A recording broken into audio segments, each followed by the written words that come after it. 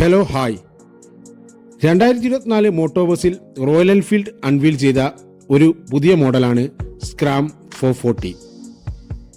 കാഴ്ചയിൽ പഴയ 411 ഓർമ്മിപ്പിക്കുമെങ്കിലും എഞ്ചിനിൽ ഒരൽപ്പം മാറ്റമുണ്ട്. ബോർ ഒരൽപ്പം കൂട്ടി 440 cc ആക്കിയിട്ടുണ്ട്. കൂടാതെ പവറിൽ ഒരു HP-യും ടോർക്കിൽ 2 Nm കൂടിയിട്ടുണ്ട്. അതുപോലെ തന്നെ ഗിയർ ബോക്സ് 5 സ്പീഡിൽ നിന്നും 6 സ്പീഡ് ആക്കി മാറ്റിയിട്ടുണ്ട്.